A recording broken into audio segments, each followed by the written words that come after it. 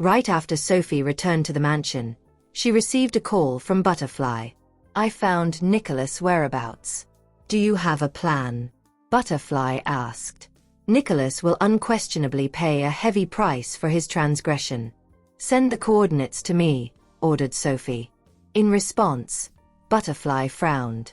In the past, I wouldn't have thought twice about letting her go alone. However, her leg is still recovering, and Nicholas is a mighty opponent. It won't be a wise decision if she charges headfirst into his lair. If you have a plan, you can share it with me, Sophie. We can do this together. I may not be as capable as her, but if we tackle this problem together, we can look out for each other. Shaking her head, Sophie denied. You leave this matter to me, Butterfly. This is between him and me. There's no way I'll forgive him after he came here to orchestrate that accident.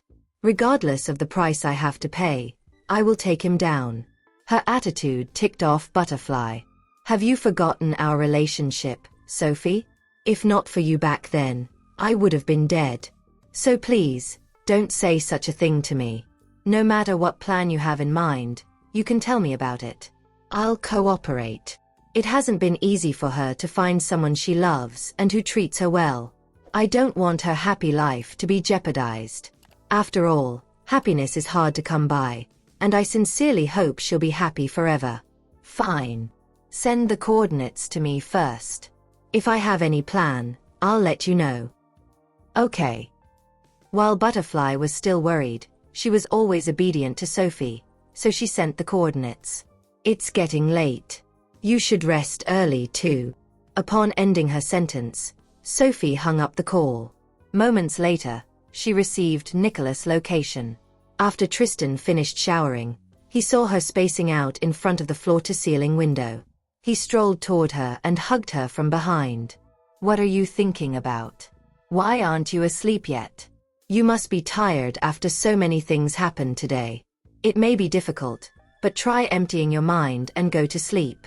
I promise Nicholas won't have a chance to hurt our family again. Sophie responded with an absent-minded hum. Sweeping her into his arms, he strode into the room, put her on the bed, and tucked her in. I know what you're worrying about, Sophie. I swear that something like the accident won't occur again. You can relax. After all, I'm going to take care of him. The only thing she needs to do now is focus on becoming my bride. Let's kill Nicholas, Tristan, she exclaimed. If his existence is a threat to us, we should just murder him. Otherwise, he'll keep threatening our lives. Her abrupt, straightforward statement shocked Tristan. Still, he nodded. I agree. Since Nicholas refuses to let us go, there's no need for us to hold back. I'm sick of playing games with him. Anyway, I'll come up with a plan. Your leg is still recovering, so I'll handle this. You'll trust me, right? It's better if I plan the murder because it'll be challenging to slay someone like Nicholas. We'll do it together, stated Sophie firmly. We've never done something like this together before. Instead of rejecting her request, Tristan said, Sure. Now let's sleep. I know she'll argue with me if I disagree. Okay. After a while, Sophie's voice rang in the room again. I can't sleep. I'm not feeling drowsy at all. Thus, Tristan removed his shoes, lay on the bed, and pulled her into his embrace. I'll sleep with you. With his company, she was able to enter her slumber quickly. When he saw how soundly she was sleeping, he released a sigh of relief and kissed her forehead. For so many years, she was used to taking care of everything by herself. That's why I think she wants to solve this problem by herself, too. However, she has me now, so there's no way I'll let her do this alone. Nicholas is our common enemy, and I'll never forgive him. He was fortunate when he survived last time, but he's not getting lucky twice. In any case, hugging her feels so good. I should return to my room right now, but I don't want to. I'm just going to stay here for this night and keep her company. The next morning, Tristan asked the housekeepers to prepare breakfast before heading to the hospital with Sophie. When they arrived, they saw Sarah was also inside William's room. Sarah was touched when her father used his body to protect her, but she was also afraid that he had suffered grave injuries as a result. Therefore, she was grateful that he was mostly fine. If not, she would have felt guilty for the rest of her life. When Sophie brought the breakfast to William, he wanted to leave the bed to consume it. In response, Sarah stopped him. "You're old, Dad. While your injury isn't severe, you must stay in bed. Otherwise, you'll be in great pain if you accidentally tear your wound." William was speechless for a moment before he refuted. "I'm still pretty young, Sarah. I can leave the bed. Can you siblings stop exaggerating my condition?" He took offense to her remark that he was old because he still wanted to stay by their sides for a few more years. Without delay, Sarah grabbed the bowl of soup in Sophie's hands and sat on the bed. "Come, Dad. I'll feed you. This is a rare opportunity, so I have to put on a good performance." While William didn't want to speak anymore, he was glad his daughter was filial, so he played along. As Sarah fed him one scoop at a time, he enjoyed himself, even though it seemed like he wasn't. Sophie watched the scene unfold from the side. Sarah sure does have a great relationship with her father. After he finished his meal, Sarah ate hers and informed, "There'll be a checkup later, Dad. Once it's done, you can return home. I know he doesn't like to stay in the hospital. I doubt there's anyone in the world who prefers living in the hospital over the comfort of their home." William disputed, "These are just minor injuries. I really don't need a checkup." "You were in a car accident, Dad. These are most definitely not minor injuries. You need a checkup." She frowned at him. Fine. Just eat your breakfast. I'll do the examination." Sophie only eased up after she accompanied William to his checkup and read the result report. "I would have felt guilty if old Mr. Lombard was gravely hurt. After all, it was because of me that Nicholas set up the accident." Upon detecting her sigh of relief, William grinned. "There's no need for you to feel guilty, my dear. After all, death comes for us all. If I had passed on due to the accident instead, you still shouldn't blame yourself. In the past, I didn't like her and refused to accept her. But now I do. In the future, she'll be part of the Lombard family, so I have to protect her, too." She lowered her head. "I'm sorry, old Mr. Lombard. It's my fault for not." "What did I just say? This has nothing to do with you. You shouldn't let it dominate your attention. Besides, Sarah and I are fine, are we not?" "Yeah." Patting her shoulder, he advised, "Since you and Tristan have decided to stay together, the two of you need to discuss everything you encounter in the future with each other and live a good life." "Thanks, old Mr. Lombard. Tristan loves you. My only request is that you don't hurt him." He merely hoped his children would be happy. After leaving the ward with Sarah, Sophie let slip a sigh of relief. "All right, you should go and do what you need to with Tristan. I'll take care of Dad here," encouraged Sarah.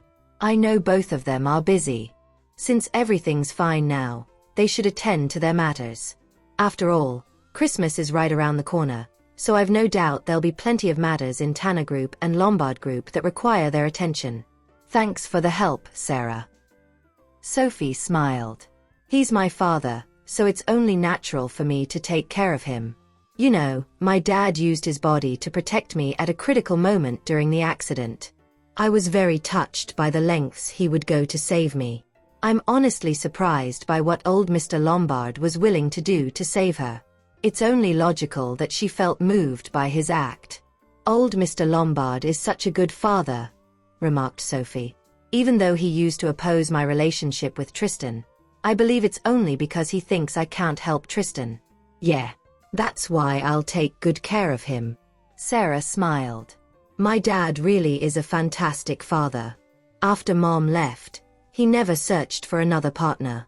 So, it was always just us siblings and him. With his status, he could have had any woman he wanted. Even though he had 3 children, there were still plenty of people who wanted to stay by his side because he was just that excellent. However, no matter how distinguished the person who wanted to court him was, he never glanced at them, not even once. Dad really is a loyal man. If not, he wouldn't have done that." After chatting with Sarah for a while, Sophie went to Tristan, who was waiting at the entrance. Upon noticing her much more relaxed expression, he knew his father's words had taken effect. Then he stretched his hand out toward her. When she saw that, she promptly held his hand. Being able to meet you is the greatest blessing of my life, Tristan. Am I really that good? If I am, you better hold on to me tight and don't let go.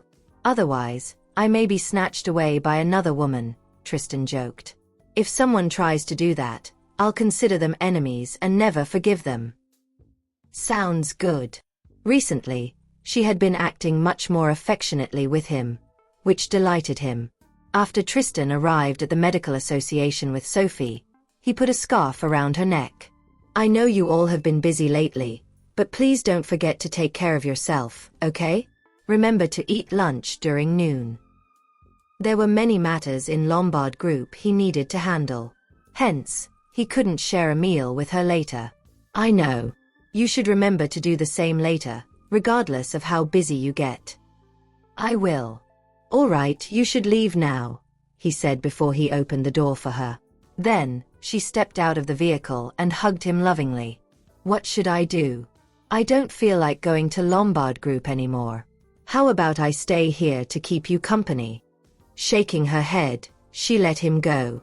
I just wanted to hug you for a while. Anyway, you should go now. Be careful on the road.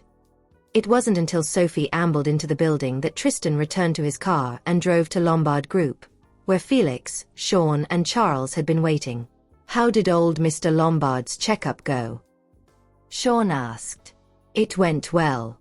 He only suffered minor injuries. Even still, Nicholas is unforgivable, spat Tristan. Without delay, Sean nodded. If we don't eliminate him, he won't stop. He went too far this time. At the side, Felix said, tell us what to do. We'll obey your orders. I already know his location, so how about we just go straight to where he is and kill him? It'll save us a lot of trouble, proposed Charles. This is our territory, so we have the advantage. I also think we should skip the planning and just murder him. He's not a good person anyway, so I have no qualms about taking his life.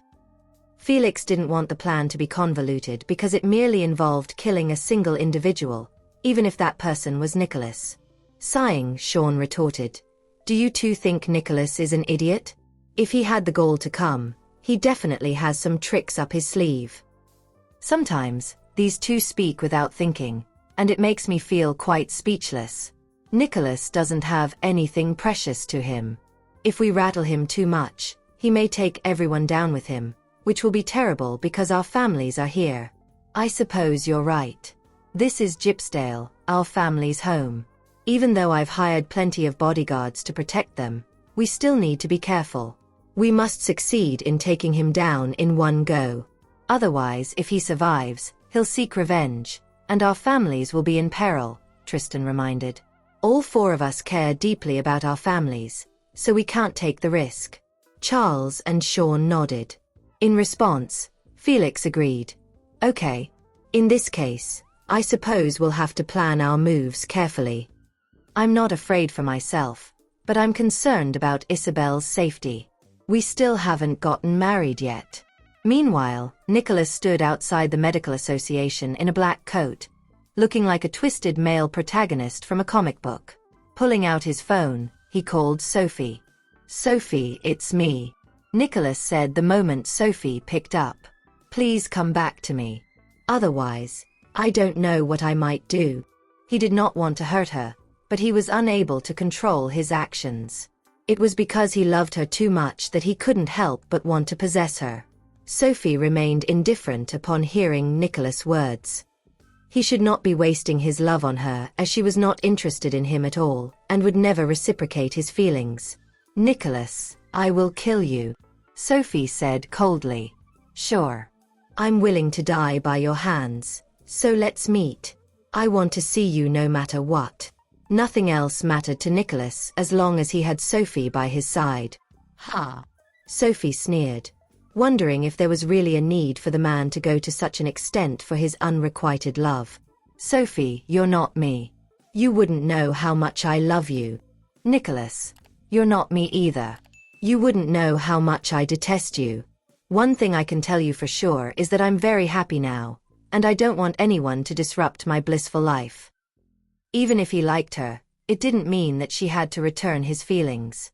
After all, she had never given him the wrong idea or led him on. Sophie simply could not understand why Nicholas was so fixated on her when he could literally get any other women he wanted. Is it really worth it to sacrifice his pride and end up with nothing? So, are you coming? Or are you hiding from me because you're scared to meet me alone? Nicholas was getting increasingly obsessed as he stood in the howling wind. Reverse psychology doesn't work on me. Sophie wanted to kill Nicholas, but she was well aware that she wouldn't be his match in her current state. Besides, as she loved Tristan, there was no way she would take such a risk. Sophie, you've changed. You've become such a different person after you got together with Tristan. If it was before, she would have confronted me without hesitation, but she's not even willing to meet me now. Whether or not I've changed, or whether it's for the better or for the worse, is none of your business. Sophie hung up after saying that as she found it pointless to continue the conversation with Nicholas. Nicholas smashed his phone on the ground. He was giving off a chilling aura that kept everyone at arm's length. Passers-by instinctively shifted to the side to avoid crossing paths with the man. Nicholas remained rooted to the spot and lit another cigarette. He had been smoking so much that there were numerous cigarette butts scattered by his feet. Noticing that Sophie seemed rather disoriented after ending the call, Arias stopped what he was doing at once and asked, "What's wrong?" Was it Nicholas? Only Nicholas would have such an effect on her. Yeah. He's outside right now and wants to meet me. There was nothing Sophie could hide from Arias.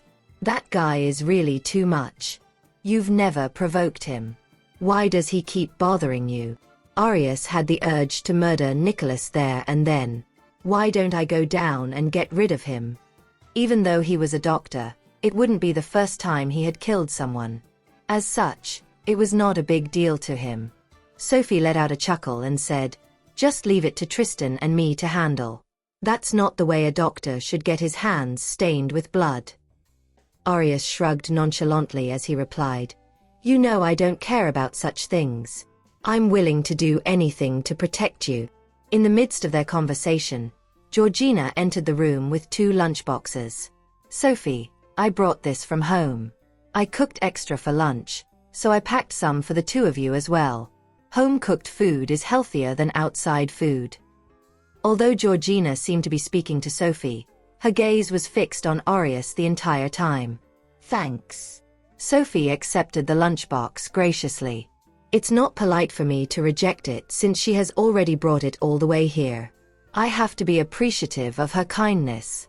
Unaware of Georgina's feelings toward him, Arias took over the lunchbox and said cluelessly, "Georgina, you're really multi-talented. Not only are you an outstanding doctor, but you're also an amazing home cook as well. Whoever marries you is a lucky man indeed." Really? A blush spread across Georgina's cheeks. She was in love with Arias. Even though she was aware of the distance between them, she could not help but want to be close to him. Ignoring the other 2, Sophie sat at one side and opened her lunchbox. The food looked both delicious and nutritious. It was obvious that Georgina had put a lot of effort into preparing the meal. "Dig in then. If you guys don't mind, I can do this more often. I love cooking anyway." "Georgina, your work at the medical association is tiring enough. You should get some rest when you're back at home." Sophie did not want Georgina to waste her energy on packing lunch for them, as Arias would not be easily moved by that. Besides, love was not transactional and had to arise naturally from within the depths of one's heart. "Yup, I will. Don't worry, Sophie. I won't let it affect my work at the medical association," Georgina clarified at once. "That wasn't what I meant. I just don't want you to tire yourself out." Sophie did not know how to get her point across properly. Georgina nodded and replied, "All right then. I shall get back to work." Georgina knew what Sophie was driving at, but she could not do anything about her feelings. "What's the matter?" Arius asked while eating after noticing Sophie's expression. Taking a pause, he continued. Seriously though, I didn't expect Georgina to be able to cook so well. Arius, having a face like yours should be a crime. It was undeniable that the man was indeed extremely handsome. Arius lifted his fingers to touch his face and said narcissistically, "Why? Are you jealous of me too?" "Jealous my foot. Can't you tell that Georgina is interested in you? If you don't have feelings for her, you shouldn't be saying those things. Giving a woman false hopes could destroy her." Feeling speechless, Arius replied, "All right. Got it." Georgina was no doubt a good woman, but Arius was simply not attracted to her. Sometimes, he could not help but worry that he would remain single forever. There was no lack of women around him, but he did not seem to be interested in any of them. When Sophie was halfway through her meal, Tristan called. "I have sent some men to protect you for the next few days. You don't have to pay any attention to them. Just treat them as invisible." Tristan had made that decision after some careful thought. Naturally, Sophie knew what he was referring to. In actual fact, she was certain that those people from the Sable family would not dare to hurt her. Moreover, she was more than capable of protecting herself. However, in order to give Tristan peace of mind, she accepted his arrangement. "Oh, by the way, Nicholas called me just now. He asked to meet me," Sophie shared, not intending to hide anything from Tristan. "Don't mind him. No matter what he says, don't pay him any attention," Tristan said. He did not want Sophie to meet Nicholas on her own. He wouldn't mind if Nicholas were an ordinary man. However, the latter was literally a psycho who thought in extremes. Tristan didn't know what would happen if Sophie actually met that man. "Yeah, I know. So I didn't say yes," Sophie voiced. Since she had decided to be with Tristan, it was only right that she told him about these things. "All right. Remember to take a break in the lounge after you eat," Tristan reminded. "Okay. I'm hanging up then. You should also get some rest." After hanging up, Sophie headed to Barney's office. As Barney had things to deal with in Englander, he had to go back there. However, it was risky for him to return. Once he was there, there would be many things out of his control. Many people in Englander did not understand why Barney left in the first place, and the government was also unhappy about his decision. That was why his trip this time was dangerous. When Sophie reached the door, she heard Arius' voice coming from inside. "Dr. Smith, I'll go with you. No matter what comes our way, I'll face them with you." The decision to return to Chon-Aea was made by them collectively, so Arius would never let Barney handle the consequences on his own. "No need. I'll return on my own. They won't dare to do anything to me," Barney said. After all, he was a well-respected figure in Englander. Arius shook his head. "Dr. Smith, have you forgotten how they locked you up last time? They are willing to do anything for the sake of benefits." Arius was exasperated. He knew that not everyone cared about morals and ethics. There were some people that were just outright shameless. Barney heaved a sigh. "But I have to go back. I know it will be difficult to come again once I go there, but I have no choice. Arius, if I fail to return, make sure to keep an eye on things here." As Sophie was totally inexperienced, Barney couldn't help but worry. Just then, Sophie knocked on the door and walked in. "Don't worry, Dr. Smith. I'll go with you this time. No matter what you'll have to face, I'll be by your side." Sophie was now a member of the Shanian Medical Association. Naturally, she couldn't let Barney face the danger on his own. Shaking his head, Barney insisted. "No, none of you should go. I can go by myself." There needed to be closure for some things. Otherwise, those people would never let him off and keep on pestering him. Barney disliked being disturbed. "I'll go with you," Sophie repeated firmly. She could only feel at ease if she went with Barney personally. There was a huge possibility that he wouldn't be able to come back after his trip this time if he went alone. Sophie. Barney knew that Sophie was a strong-minded woman, but he didn't want her to do this. "How about this? Dr. Smith. Both Sophie and I will go with you. Let's be together no matter what happens, Arius suggested. They could not possibly back down at this time. Since they couldn't run away, they might as well brave the storm together. Fine. Left with no choice, Barney could only agree. Indeed, nothing could pose a challenge as long as the three of them were together. When do we leave? Sophie asked since she had to let Tristan know. There's a flight tomorrow morning, Barney replied with a sigh. Nevertheless, he seemed more relaxed now that Arius and Sophie were accompanying him. All right, I got it. The other members of the Chinean Medical Association were also aware that Barney was going to visit Englander, and they were all worried. However, none of them could help. The only thing they could do was to do their own jobs properly and not cause any trouble for the trio. When Georgina found out that Arius was also going, she was dejected. She somehow had an idea of what was going on and knew that they might not be able to come back again. As Sophie and Arius walked out of Barney's office, they noticed Georgina waiting outside. It seemed like she wanted to say something. I'll go ahead first. Knowing that Georgina was here for Arius, Sophie did not stay any longer and headed to the laboratory. Arius could sense something wrong with Georgina. What's wrong? Don't worry. Nothing will happen to us, he reassured gently. All of a sudden, Georgina stepped forward and hugged him. Arius, I like you. Regardless of how you feel about me, I still like you. So please take care, okay? Even if she couldn't be Arius' girlfriend, she wanted him to be safe and sound. It was Arius' first time being embraced by a girl. Her body felt soft, and her fragrance filled his nose. At that moment, Arius felt that it would be nice to date someone. His voice softened as he told her, "Yeah, don't worry. I'll be careful." All right. When Georgina realized what she had done, she moved back with a blush painting her face. With her red-rimmed eyes, she looked pitiful. Arius couldn't resist chuckling. All right. You should get back to work. Don't worry about this. We know what to do. Besides, there was Tristan. As long as Sophie was involved, Tristan would never sit back and do nothing. Arius had no doubts about Tristan's capabilities. The latter even managed to bring a general election candidate from Englander. Arius, I really like you, Georgina emphasized. She began to feel a bit greedy. In truth, she hoped that Arius could reciprocate her feelings. It was tormenting to have a one-sided love for someone. Yeah, I know. Although Arius felt that it would be nice to date someone, he didn't know if that girl would be Georgina. Hence, he wasn't sure how to answer her.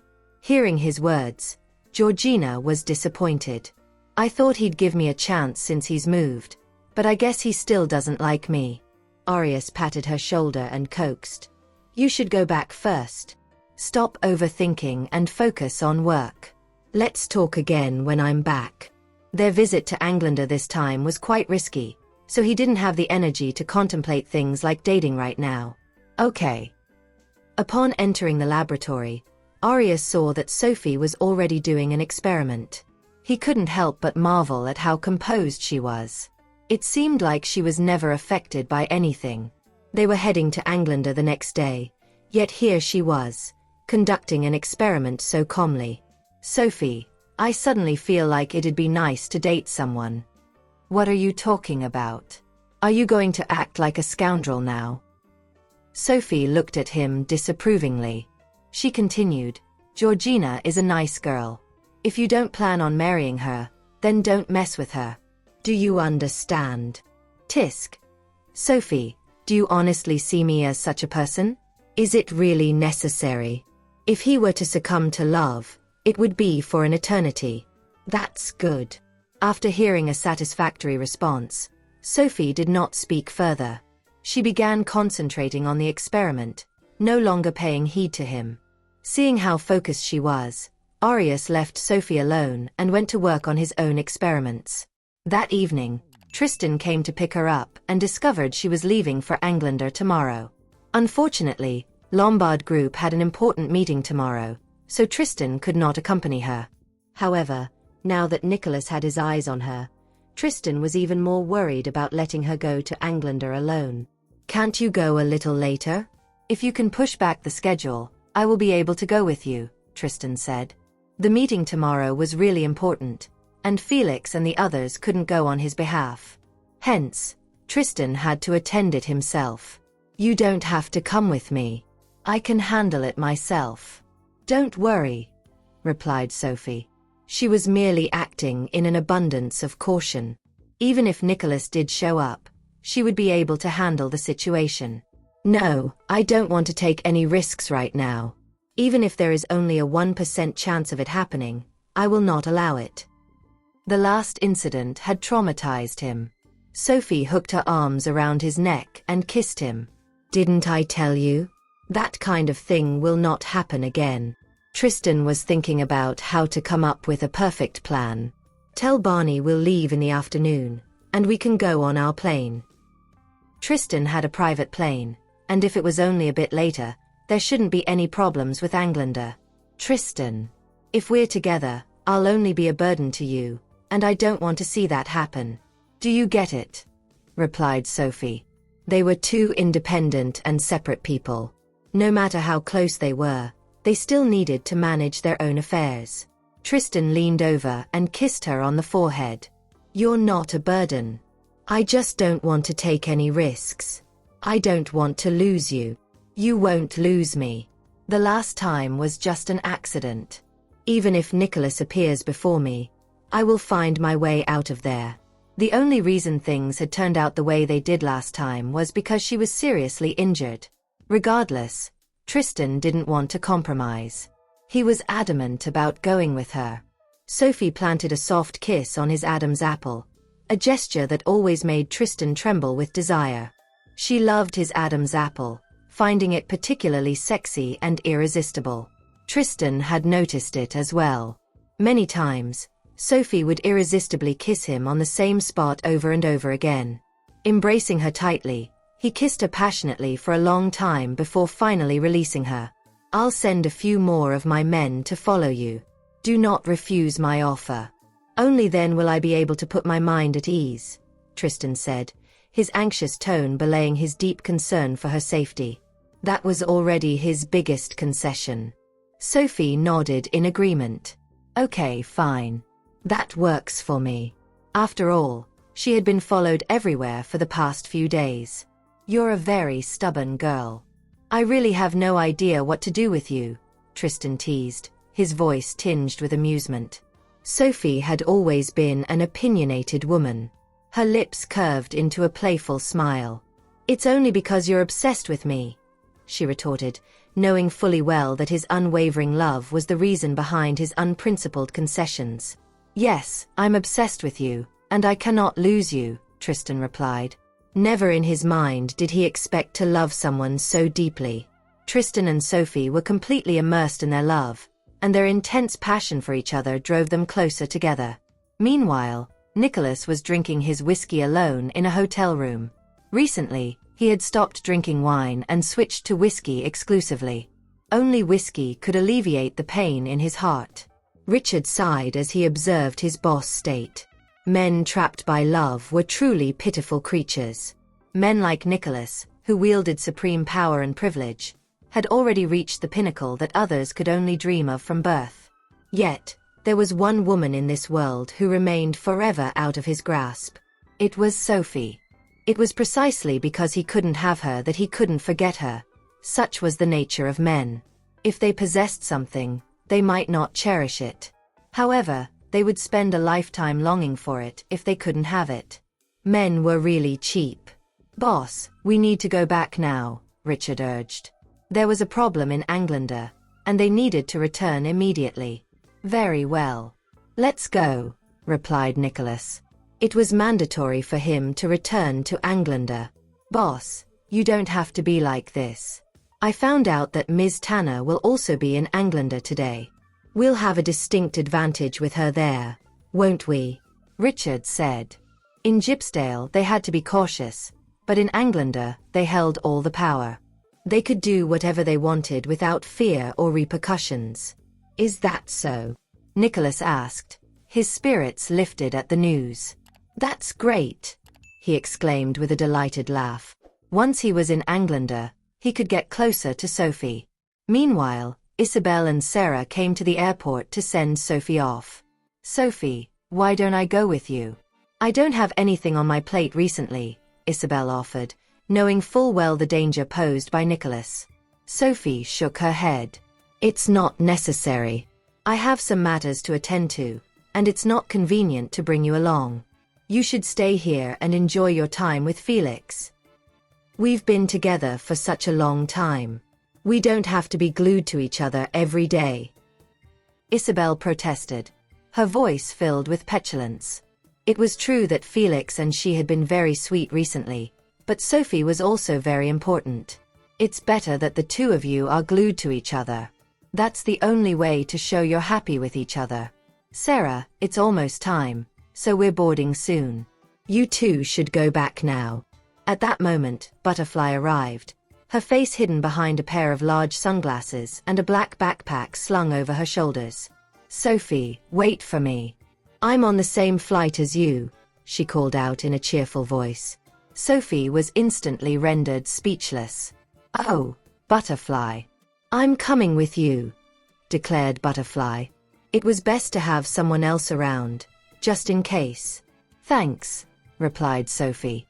It was good that Butterfly would be with her. After all, no one knew what would happen in Englander.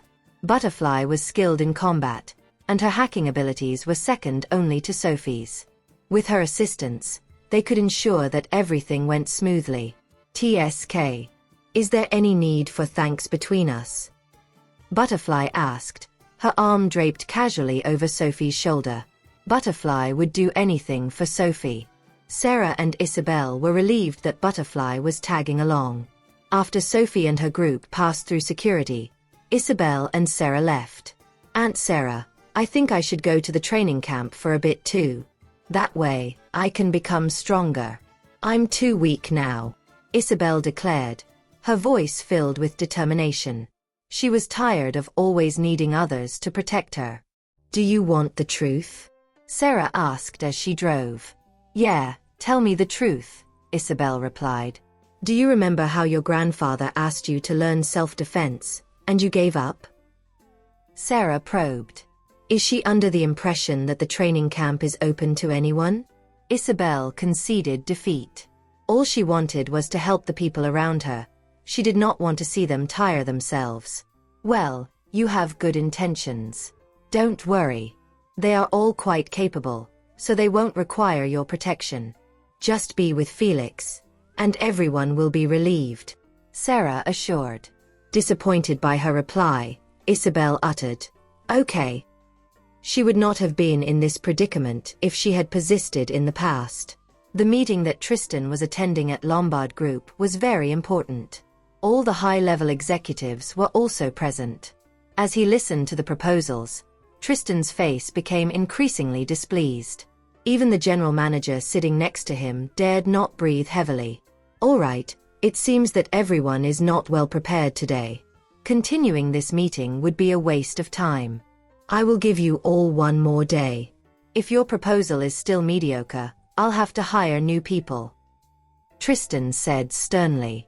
There were many talented people in this day and age. They could not blame him for being ruthless if they continued with their poor attitudes.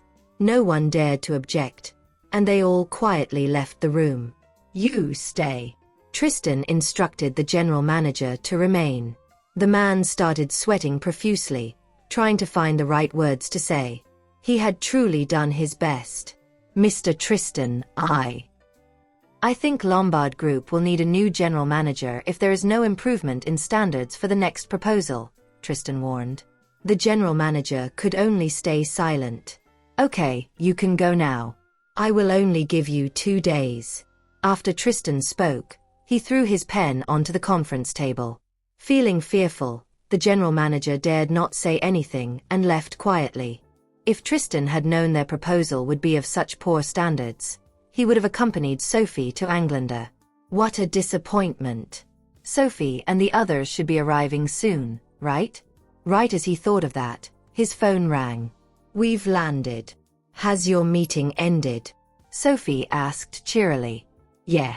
Take care of yourself. It was pointless to say anything more. Tristan could only hope that she would take care of herself. Don't worry, I will. After hanging up the phone, Sophie discovered that everyone had disembarked from the plane. Hence, she quickly walked out to catch up with the rest. Damn, it's so cold. Aureus complained. Yeah, it's really cold. Butterfly zipped up her jacket and carried her black handbag. Ever since Barney got off the plane, his expression had been solemn. There were too many things he had to deal with on this trip. Upon noticing Barney's glum demeanor, Sophie walked over and said, Dr. Smith, didn't I tell you there's no need to worry? Barney pretended to relax and assured her, I know. Well, it's getting late. Let's go to Aureus Hotel first. Despite having their own dwellings, it had been a long time since they visited and tidied their houses.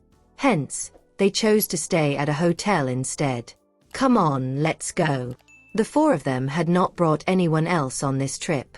However, there were several people following them not far away.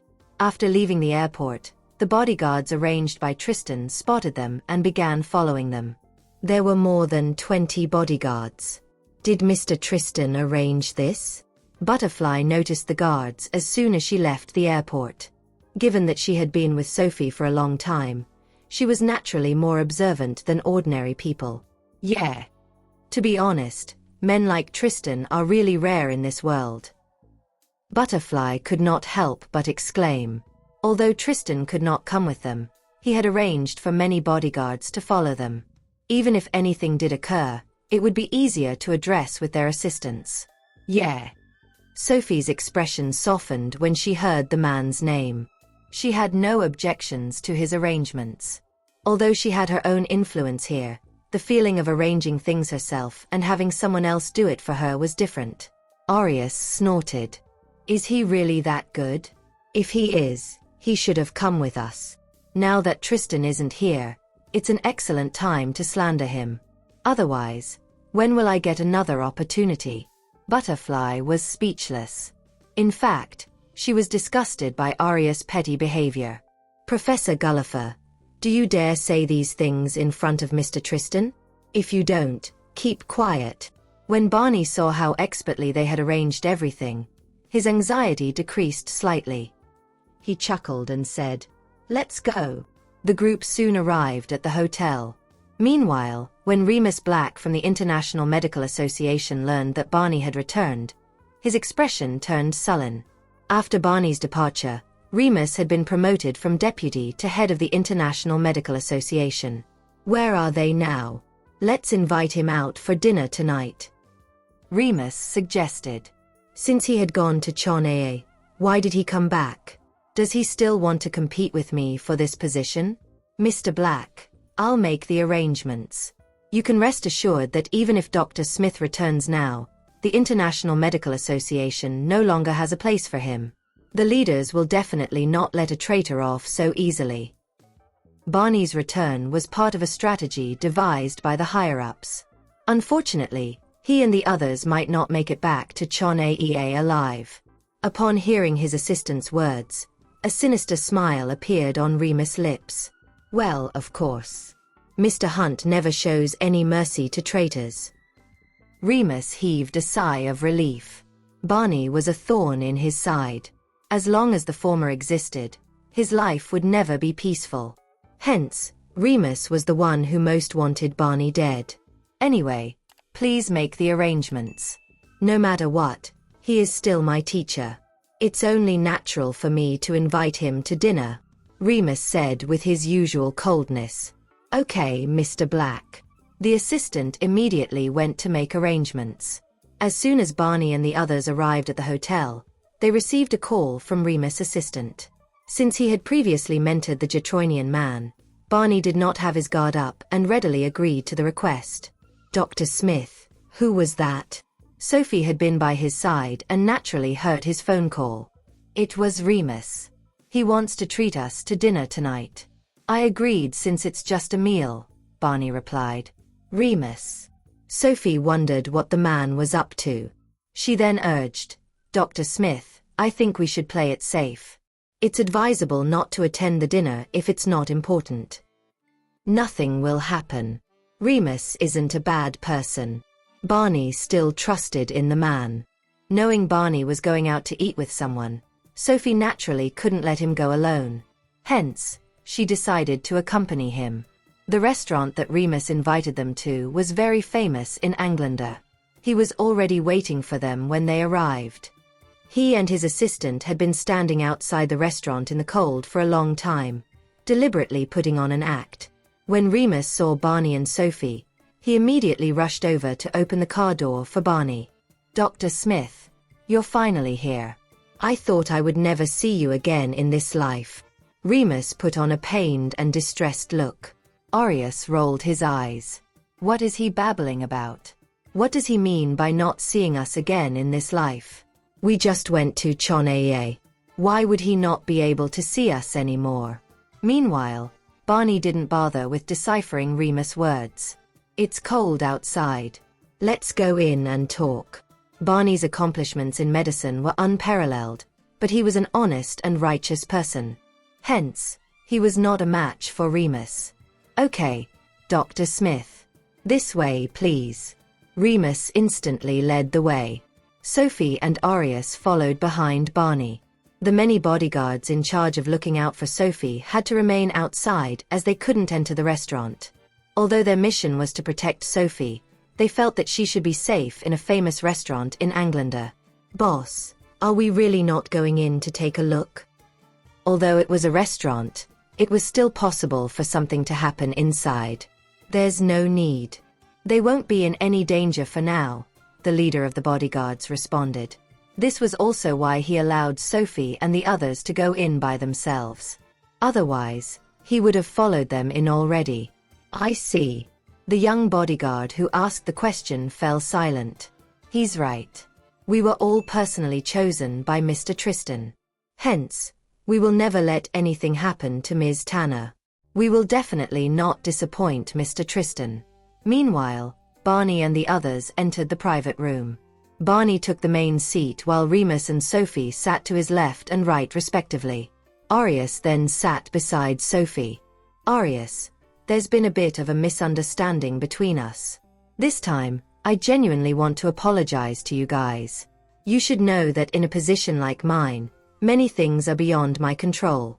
I didn't want to take over Dr. Smith's position, but I had no choice when it was the higher-ups' orders.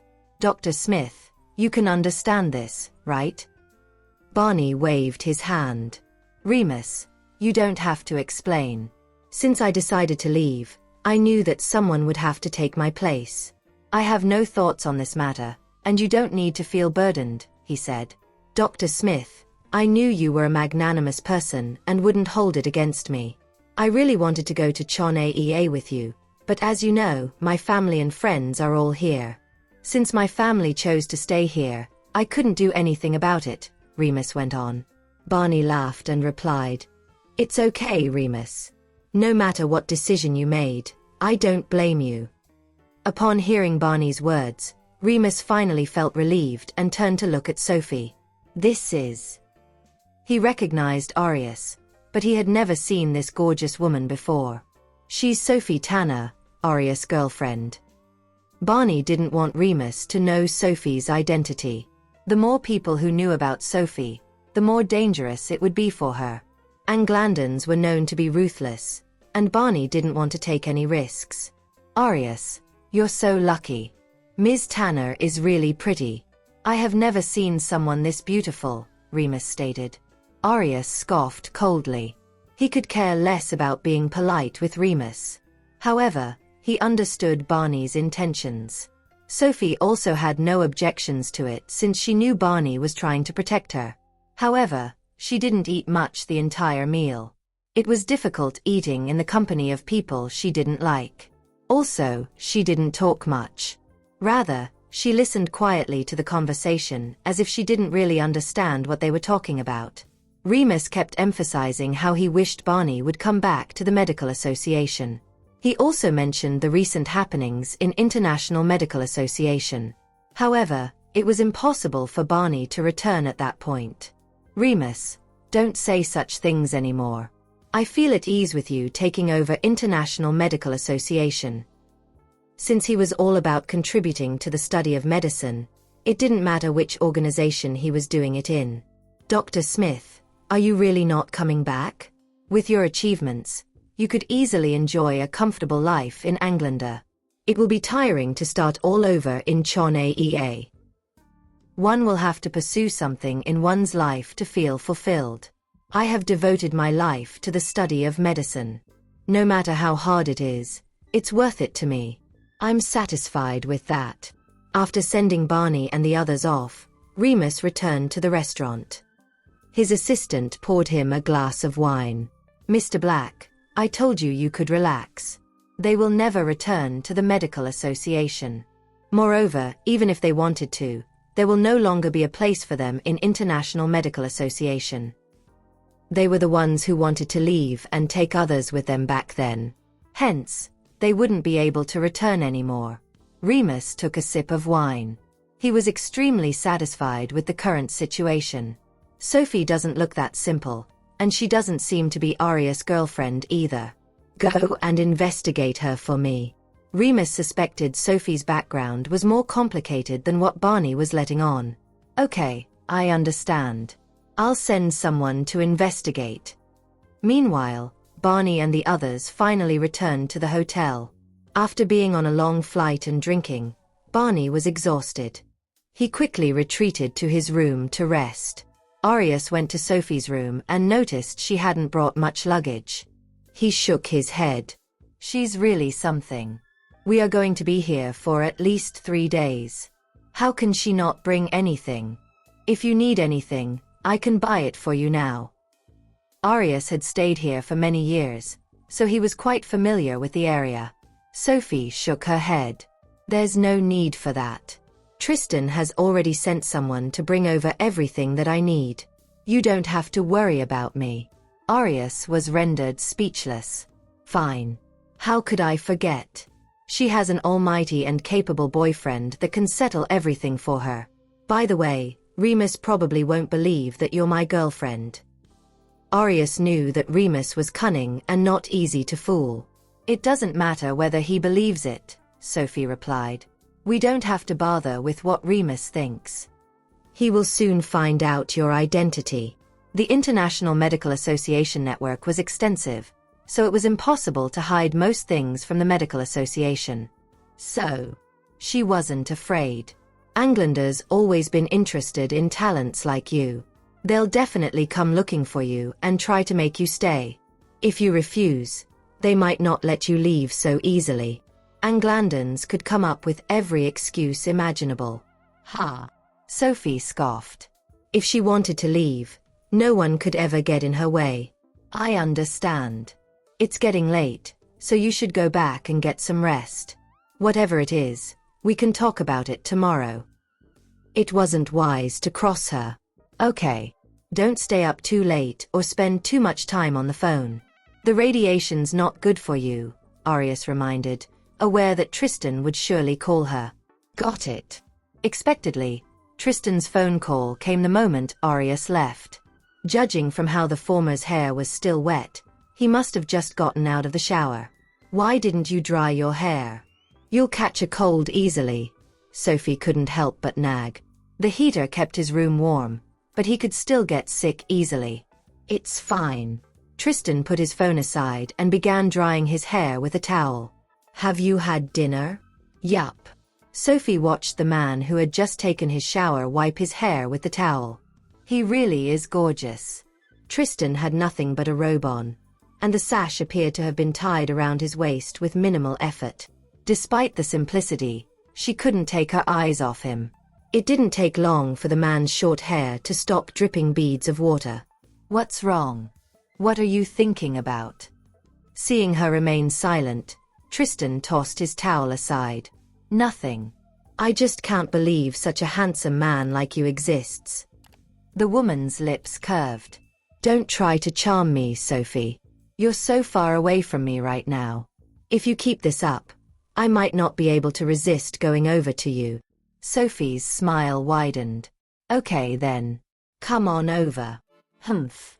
You know it'd be dawn by the time I get there, Missy. This young lady is becoming increasingly puckish. By the way, you'll be heading over to the International Medical Association tomorrow, right? Remember, call me right away if anything happens, the man added. He wasn't completely powerless when it came to dealing with Englander. He could easily bring them back home if he wanted. Okay, I will. All right. I know you're tired. Go take your shower. Despite not wanting to hang up, he knew she needed rest. Okay. Don't end the video call. I'll wait for you here. Got it. Sophie positioned her phone in a way that captured her movements before grabbing her clothes and heading into the bathroom. Tristan would then glance at his screen from time to time while sorting out his mail. It was a quick shower, and Sophie re-emerged less than 20 minutes later in a set of pajamas with a towel wrapped around her hair. Tristan gulped subconsciously when he saw her. Then, he couldn't help but smile upon realizing what he had done. Why was a man in his 30s like him getting all flustered like a teenager in love? It's late. You should get ready for bed. Sophie still had to dry her hair and figured he wouldn't be able to hear her speak while she used the blow-dryer anyway. It's fine. I still have some things to take care of. Don't mind me. Okay. With that, the woman went to dry her hair. When she was done, she opened up her laptop and hacked into the International Medical Association system to view the building's floor plan. As they would be heading there tomorrow, she had to memorize the floor plan so they could escape in case anything were to happen. All right, it's getting pretty late, so get some rest, Tristan urged, prompting Sophie to carry her phone to bed. Don't miss me too much. I'll be back in 2 days, she remarked while still holding on to her phone. Okay. Have a good rest. Good night. Tristan ended the call reluctantly. If only she were by his side now. Unfortunately, she wasn't. All he could do was hope she would sleep well and deal with whatever might happen tomorrow. Right after hanging up, Sophie realized that someone had snuck into her room. She remained seated on her bed and didn't budge. Come on out, she demanded. Upon hearing her voice, Nicholas walked out of a corner with a huge smile on his face. He was truly elated to finally get to see her after so long. On the other hand, Sophie was clearly unamused to see someone who wasn't supposed to be here there in her room. Do you feel glad to see me, Sophie? The woman scoffed. You tell me. How do you think I'd feel about seeing you? Haven't you been clear on this all along? Nicholas plopped himself onto the couch. Don't say that. You can just treat me as an old friend dropping by for a chat. There's no need for you to have your guard up like that. I've never wanted to hurt you. I love you. Sophie was speechless. Love. I don't want a sick love like this. Are you done, Nicholas? If you are, then get out of here now. She had never cared about this man. Not in the slightest. No. Sophie. They all say I'm sick, but I don't think that's true. I just love you too much, that's all. You know that, right? I know I'll be fine as long as you're with me. Nicholas replied in despair. You won't hate me, will you? I love you so much. If you're sick, go see a doctor instead of bothering me. Sophie only had a robe on, so she wouldn't be able to engage in combat very well. Nicholas stood up and began walking toward her. I don't need a doctor. Even if I do, you're the only one I want, Sophie. Or you could keep me company whenever I visit the doctor. I might stop bothering you if I get better, you know. Wouldn't this be an irresistible offer? The woman glared at him. She never liked being threatened. You've fallen in love with the wrong person, Nicholas. I told you, I don't care whether you're dead or alive. In fact, I'd be more than happy to kill you. With that, she whipped a gun out from underneath her pillow and aimed it directly at the man's forehead. It had been a while since she last used this gun, but it felt the same as always in her hands. A bitter smile formed on Nicholas' face. Do you really not care about me at all? Why are you so cruel to just me? Are you that heartless, Sophie? Can't you feel the love I have for you? He began to lose control of his emotions. Nicholas was devastated. Where did I go wrong? Why won't she accept my feelings? Sophie placed her finger on the trigger. Aware that she would shoot him without mercy, the man could only leave right away. Despite being quick on his feet, Sophie fired at him. But he was wearing a bulletproof vest beneath his clothes. He had come prepared knowing that she might kill him without a second thought. Moreover, he moved so swiftly that he remained uninjured. One day, you'll come to me willingly. I promise you this, Sophie. Not wanting to remain in such a situation, Nicholas had no choice but to leave. The hypnotist has everything prepared. All I need right now is a chance, and when the time is right, she'll be mine. Sophie chose not to go after him. She had come to Anglander with the main goal of protecting Barney. If she were to leave now, someone might act in her absence. Thus, the woman kept her silver gun away and lay down. It was time for bed. Immediately upon returning to the Sable family's headquarters, Nicholas began to wreck every object he came across. No one in the house dared say a word. Richard was just as terrified.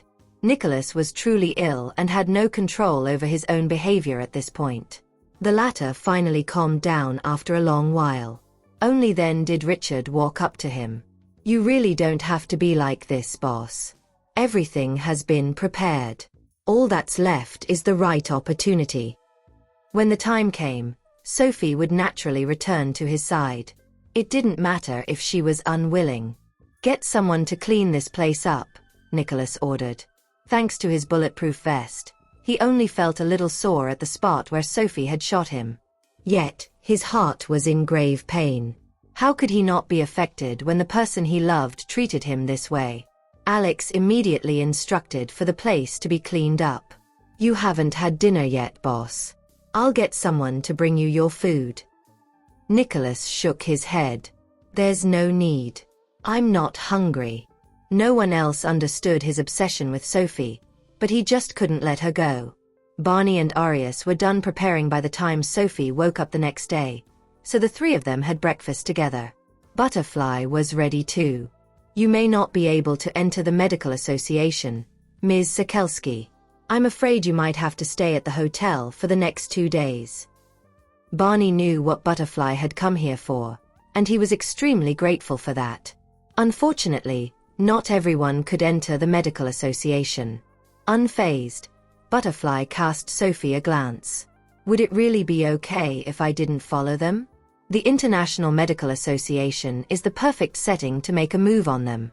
Will they be fine without me? Sophie nodded in response. You don't have to come. If anything really happens, call Tristan right away. Butterfly nodded. She could only respect Sophie's wishes.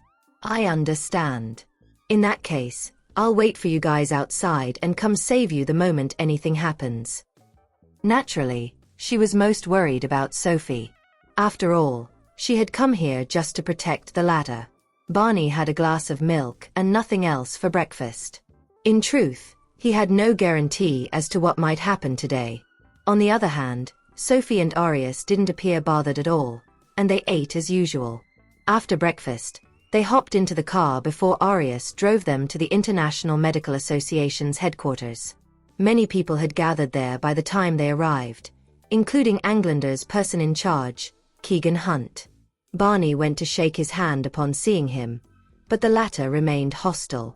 None of these people here dared treat Barney like this while he was part of the medical association. Clearly, things were no longer the same anymore. We have nothing to say about you wanting to leave, Barney. Anglander has never lacked talent. The problem, however, is that you've been with the association for so many years and had control over many core matters. You'll have to account for this today, Keegan announced. Mr. Hunt, I've contributed so much to the association for as long as I've stayed. Is that not the case? And now that I want to leave, what more could you want from me? Barney retaliated.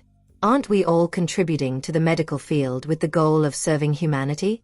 He didn't understand why these people were being so petty. Keegan scoffed. Barney, you should know that I called you back here to give you one last chance. I'm willing to put all this in the past if you return. He could never accept anyone's betrayal. Barney shook his head. You obviously know my decision. There's no way I can come back, he insisted. Remus was especially agitated after hearing what Keegan had to say. I've been managing the association well ever since I was put in charge. Yet this guy still wants Barney to come back? Well, what about me? What do they take me for? This is just too much. Keegan frowned. Barney, I'll have you know that I never forgive traitors. To me, only a dead person can keep a secret. In other words, if Barney wanted to leave, he'd have to die first. Barney clenched his fists. Mr. Hunt, I came here with the sole purpose of addressing this matter in a proper way, he stated furiously, baffled by the tyranny he was now facing. The only proper way is my way. Doing whatever you please isn't going to solve anything, and since it hasn't hit you yet, you can stay here in Anglander and think about it. Take him away, men, Keegan declared. He didn't make Barney come here just to let him leave so easily. With one quick glance from Keegan, a few men rushed over and tried to take Barney and his ments away. In their minds, it didn't take a lot of effort to restrain 3 people. You've spent so much time at the International Medical Association, Dr. Smith. Do you still not get it? There are some things we just don't have a say in. Whatever the higher-ups ask for, we do. That will never change. Sorry, Dr. Smith. You have no choice but to come with us now. Given the way Keegan treated Barney, it was only natural that the former subordinates behaved the same way toward the latter. There was no reason for them to remain courteous with a traitor. What are you trying to do? Are you trying to take my mentor away? How dare you do that? Arius cried out, leaping to his feet. What kind of joke is this?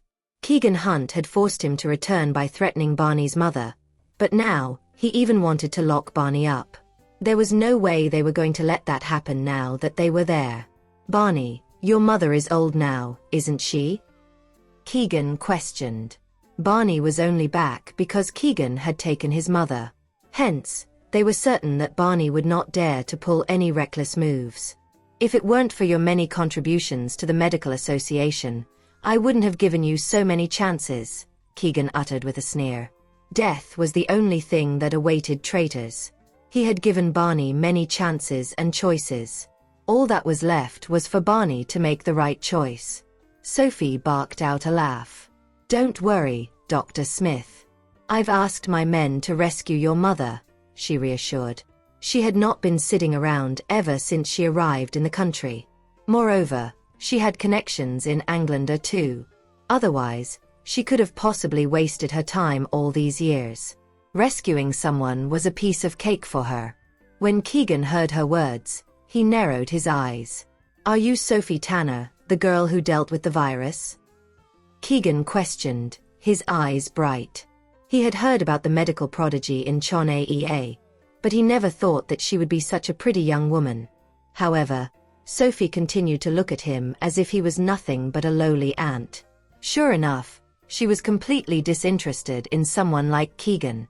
Things would have been fine if everyone just went their own ways. That would be the choices they made, anyway.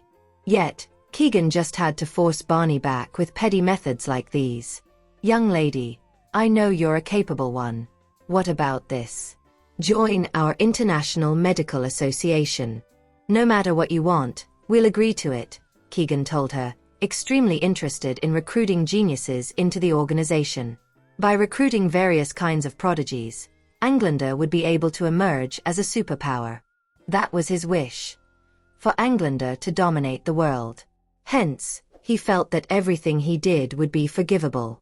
I'm sorry, but I'm not interested in your International Medical Association at all, Sophie replied before taking out a piece of gum and popping it into her mouth. Those who knew her would know that she only chewed gum when she was in a bad mood. Therefore, her action was a clear indicator of how her patience had reached its limit. Keegan chuckled. Ms. Tanner, I am sincerely offering you the chance to join us. As long as you join us, we can give you a limitless budget. That is something Chon-Aea can never do. Anglander's a rich country, and those who do research will always need funds, right? Barney was hoping to keep Sophie a secret from others, but evidently, those people had already done their research on her. Sophie scoffed. Sorry, but I'm rich too. Furthermore, Chon AEA was putting more of its focus on research nowadays. In other words, budget was not an issue for her. Mr. Hunt, there's no need for us to waste our breaths on them. They've chosen the path of a traitor, and it's impossible for them to make a different choice. Remus did not want to give those people any chances to return to the organization. If they did return, his position in International Medical Association would no longer be as important. That was something he would never let happen. Barney glanced at him. Dr. Smith, I've always been grateful for your guidance, but I simply cannot understand why you've chosen to be a traitor, Remus uttered. Aureus sneered. Look at this. Remus can't hold himself back anymore. He's terrified of us coming back. Remus, what are you talking about? What do you mean by a traitor? There aren't borders for medicine. As long as a person can do their research well and contribute to humankind, then all is good. How could you say that I'm a traitor then? How many things have I done for Englander? How can they turn their backs just like this? There aren't borders to medicine, but the researchers of medicine have nationalities, Keegan said. I want you to work for Englander. Keegan was never one for noble aims. Thus, he did not care if others live or die. Dr. Smith, you don't need to say that much to them. These people aren't humans, they're animals. Aureus curtly uttered. He was long sick of their behavior. It was a little better in the past, but now that Barney was leaving, they had given up on pretending to be civil. It was disgusting. Aureus, I'm going to give you one last chance. If you're willing to come back, we'll dismiss everything that happened before, Keegan repeated. Sorry, but I'll never come back. Even if Barney died that day, he was not going to stay. Those people were revolting to him. Keegan's expression was as dark as thunder. What in the world are you thinking about? Are the terms I've given to you not good enough? No matter what you need, I'll support you, but you're leaving. How can they do this? They're betraying my trust. Mr. Hunt, let's just lock them up, Remus suggested. He did not want Barney and the others to go back on their words. Take these three away. No one's allowed to come close to them without my permission, Keegan instructed. He still wanted to keep those three prodigies. Although he still did not understand Sophie that well, someone who could resolve the genetic virus was the talented individual they were looking for. Dr. Smith, please come with us, Keegan's subordinate said. Not wanting to waste any more of her breath, Sophie pulled out a gun and snatched Keegan over to her. Then, she pressed the muzzle against Keegan's head. Everything happened in the blink of an eye, and no one could react in time. Mr. Hunt. Once Keegan's subordinates realized what was going on, they drastically paled. They could not believe that the pretty young lady would be so swift with her actions. In fact, they could barely reel in from the shock. Why are you still spewing nonsense? Can you be quick? Sophie hated wishy-washy people. It was not a great feeling to have a gun pointed at one's head. Aureus took out his gun as well. All they needed to do was leave the place. Sophie had already made arrangements for people to pick them up. Mr. Hunt, didn't I warn you about this? I told you not to cross her because she's definitely not someone you can afford to cross, Aureus mockingly told him. Thank you for listening. If you have enjoyed this story, please like and share so others can see it too. Also hit the subscription button and notification bell so you can be notified on our next release. Thank you for your support. God bless you.